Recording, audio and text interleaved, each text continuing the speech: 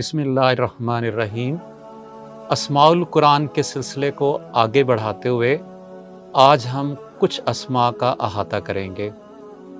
हम इनफरादी तौर पर हर नाम से मुतल्लिक कुरान की एक आयत, उस लफ्ज़ का मानी और मफ़हूम, और उसके साथ ये भी देखेंगे कि उस नाम के अंदर हमारे लिए क्या हुक्म और हिदायत मौजूद है। इन नामों में सबसे पहला नाम अल कुरान का है। सूरह मुहम्मद की आयत नंबर 24 है, अफला यतदब्बरून अल कुरान अम अला कुलूबिन अकफालुहा।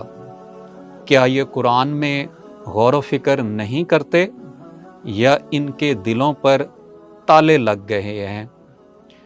कुरान का मखसूस नाम जो पहले किसी और किताब के लिए ना इस्तेमाल हुआ और ना कुरान मजीद के नाजिल होने के बाद किसी और किताब के लिए इस्तेमाल हुआ।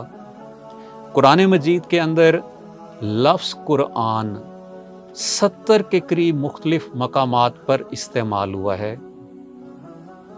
इसके मानी और मफ़हूम की तरफ अगर हम चलें तो कुछ मुफस्सिरीन के मुताबिक कुरान इसमें जामिद है, यानी ये कुरान मजीद का एक्सक्लूसिव नेम है जो किसी और के लिए इस्तेमाल नहीं हुआ। जबकि कुछ मुफस्सिरीन ने इसको इसमें मुश्तक से तशबीह दी है। उन मुफस्सिरीन के मुताबिक लफ्ज़ कुरान का एक माखज़ कर्न है। कर्न का लफ्ज़ी मतलब जमा करना के हैं, यानी हम कह सकते हैं कि कुरान मजीद आयात, सूरतों, अहकामात, ममनुआत और सुनहरी असूलों का मजमुआ है।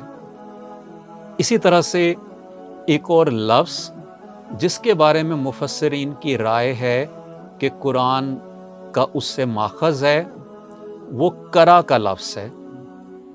करा का लफ्ज़ी मतलब पढ़ना के हैं, यानी हम कह सकते हैं कि कुरान मजीद एक पढ़ी जाने वाली किताब है। इसी से मिलते जुलते अल्फाज आप लोगों ने पढ़े होंगे इकरा के और किरात के, जिनके मतलब को भी हम पढ़ना से रिलेट करते हैं। आप सब सूरत अलग की पहली आयत से वाकिफ़ होंगे, इकरा बिस्मि रब्बिकल्लज़ी खलक।